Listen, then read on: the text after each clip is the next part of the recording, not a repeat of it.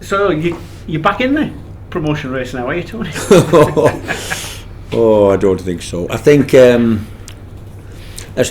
been trying to say all year really, or second part of the season, we just have to play the next game. It's but we have got 2 home games, so you get a decent draw at Burnley, and you obviously then you get disappointed and flattened a little bit by a last minute penalty against Hull, and then you get picked up again going to Cardiff and coming back with 3 points, and so here we are going into 2 home games, and if we can get 6 points, maybe the next week we can talk about where we are and how close we would be. But it's very difficult in the Championship to win 3 games back to back. For some reason, it's something always goes wrong somewhere along the line. So I sit here preparing for the next one, which is Birmingham on Saturday, and we will give it our very best shot. We went there and won 2-0, I think.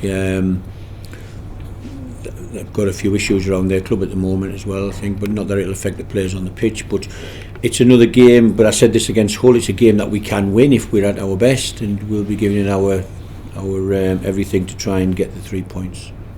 I think one of the strange things about this season is you talk to a lot of fans and they'll say it's some of the best, some of the most exciting football they've watched, and yet you've won only 6 out of 20 home games. Yeah. Listen, I've said all along as well, our home record needs to improve. I do think playing at home, so the first game I came, Ross Stewart scored 2 goals, didn't he, from 2 Jack Clark crosses. We need a guy at home, particularly. It's not about necessarily the football and the possession and the areas. You call it field tilt these days, where you actually play most of the match. It's about putting the ball in the net, and I genuinely believe our home record would have been much better with the centre forward, with the goal record, and that feels like an excuse, but I don't think it is. I think at home, particularly when teams can sit lots of men behind the ball, you need when the chances come, and it's not as if we don't have chances at home. Generally, you need somebody to put the ball in the net and make the game. Goals change games, and if you're scoring, you've got a good chance of winning football matches. And so yeah, I fully agree that the home record is short of where we need it to be, but I generally don't think it's been poor at home. I just think that the results are the results, and we have to accept them. I think there's been plenty of decent play, but not enough end product and winning the football matches. You talk about scoring goals. Joe Gallagher getting his first home goal, will that do something for him? Listen, I think he works really hard anyway. I think every game, whether he scores or not, I just think he's not a natural poaching type centre forward. If anything, he works too hard. He's always chasing people about. He's trying to get down channels. He's trying to hold onto the ball against big, powerful Championship central defenders. And you've got to put in the context. He's still a young boy, but a goal will help him, of course. He's got 5 more games, 5 more opportunities to see if he can add a few more. But that's always the aim for the team, is to try and score goals. And strange, really, isn't it, how we can score 4 in a game and lose 4 at the same time. It's I think it's, again, as modern day football, how many men you commit to trying to score a goal and attack, and how many men you keep behind the ball and stop the transition, stop the counter attacks, and stop the opposition breaking away on you. And sometimes if you get it slightly wrong, you can score, but you can also concede. And other days you keep it really tight. You're always conscious of stopping the opposition breaking on you, but you don't have enough men forward to take the chances when they come. One of the scores at Birmingham was Amad, one really nice score. When does it come to the time where you start thinking about whether there's any chance of getting him for next season? Again, I don't think that's my domain at this football club, to be honest. Amad is a wonderful footballer. I know how much he enjoys his football and enjoys the environment, being around his teammates, but you have to put it into context. He's a Manchester United player, cost them a lot of money, and whatever their plans are for him, they will have him back at the end of this season, and he'll either go on their pre-season tour and see where they think he is, or they'll their decision really. And I think unless he's told that he's going out on loan again, I think we just have to abide by that really. And even if he did go out on loan, I would suggest there might be some Premier League sides that would have seen the talent and recognised that he could play for them. He's got to enjoy it while he can. Yeah, I think so. Great. Thank you. Hi Tony. So a few weeks ago, or it might have been last week, when you said if you could put a string of wins together, you could be back in playoff contention. You obviously took points from your last 2 games. Have you felt that bounce going into these 2 home games you've got coming up? Have you felt that lift in the squad? I don't. To be honest with you, I don't feel any more or less than we have for months and months. Really, I think for months and months now we've won some games and we've lost some games, or we've drawn some games. It's. I think it's only because that you can see the finish line now just down the road. With 5 games to go. If we can win 2 home games with 3 games to go and we're right in touch, then we should rightly be excited. And but what you do know is when there's so few games left, when you lose a game, it generally puts you out of contention if you're the team chasing.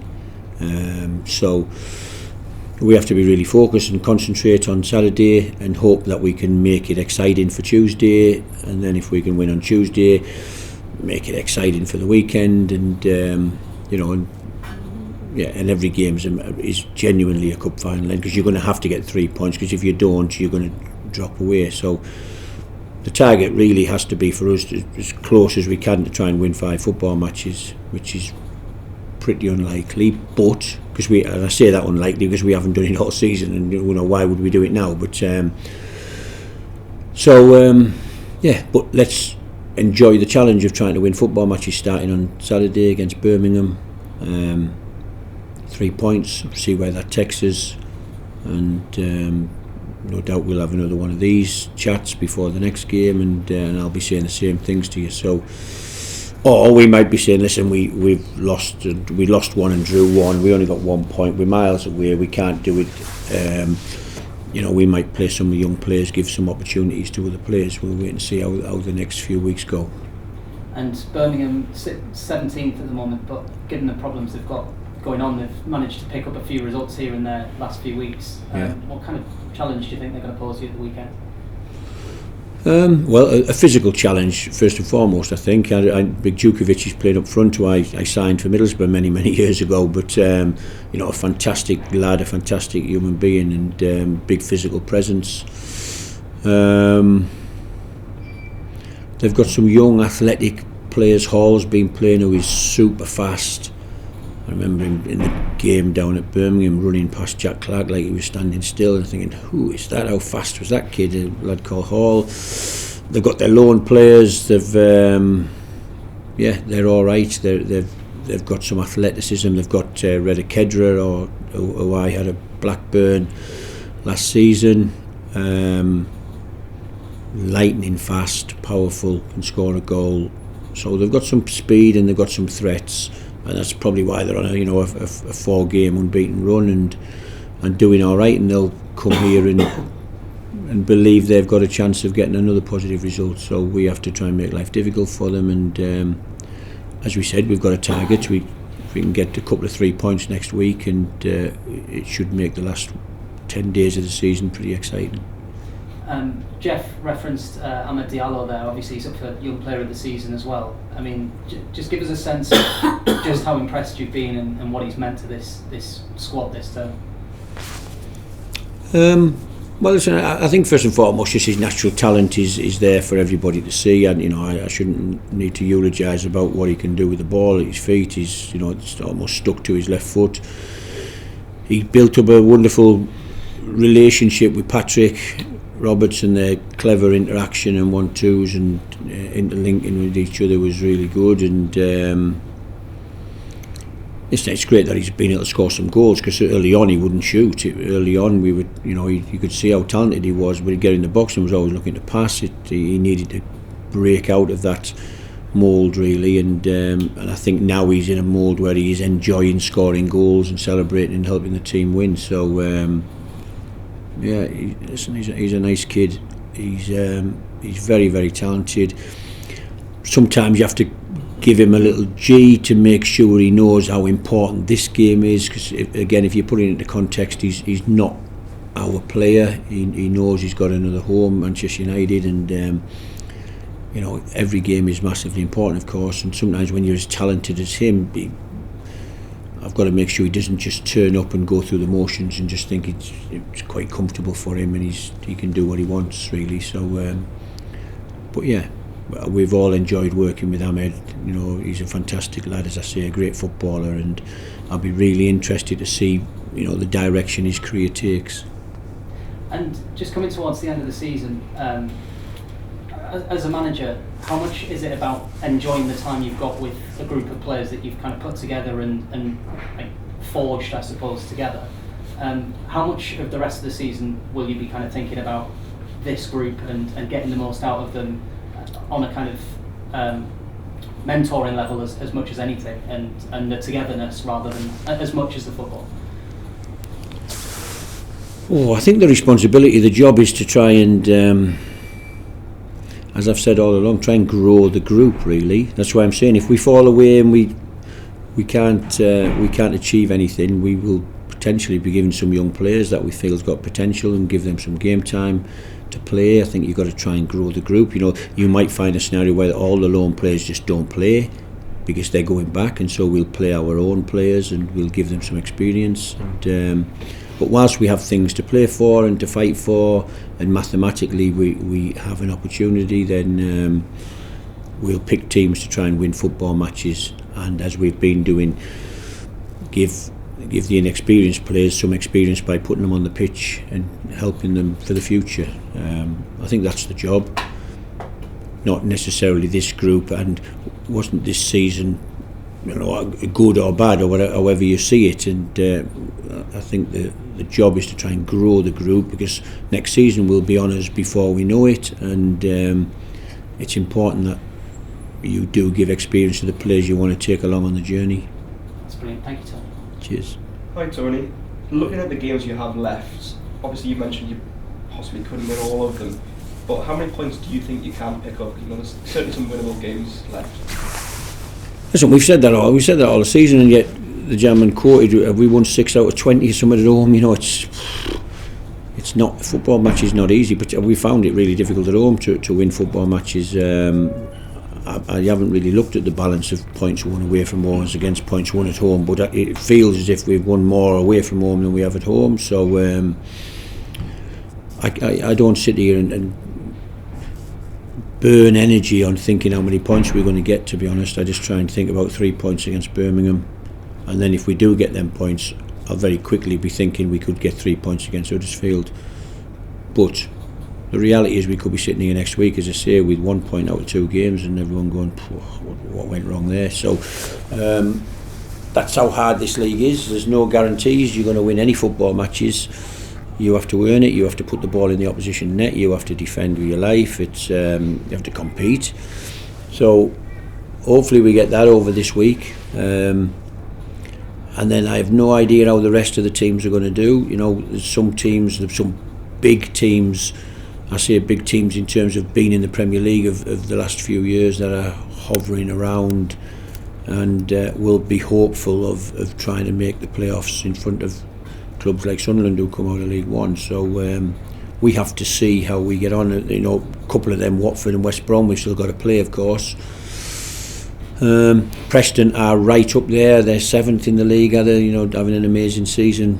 So we've got some tough games on paper, and yet I've always found, when you get to this stage of the season, the teams that are scrambling for points at the bottom are generally the hardest games, and they can find a way to win football matches. So that's why I think it was really important win for us at Cardiff, scrambling for their lives, trying to get away from the bottom and to put in a really solid, steady performance was good. I haven't really looked at Birmingham, but I know Huddersfield, and now Neil's got them out of the bottom three, but they, you know, are a game or two away from dropping back into it as well, so they'll be fighting for everything they've got, and they've beaten teams like Middlesbrough and Watford and whoever else it was over recent weeks. Drew with Blackburn at the weekend, and been 2 up, so no easy games, all tough. I wouldn't sit here and give you the points total, because I haven't got a clue, other than I just want us to be ready for each game and try and win each game. Looking at obviously the games as we mentioned there, and looking at the crowd especially as well, how much can they play their part in terms of getting you towards that playoff push? So again, I go back to our record at home. The crowds have been amazing, to be honest. They haven't dropped off at all. They seem to be, the last one was over 40,000, I think. It's and yet, you know, maybe they could have been a bit despondent about the results at home. I think coming out of League One, I hope that the football nous, the football knowledge of the average person who comes to watch a football team and support a football club understands that it's never easy to get promoted and to be really strong in that league. You have to.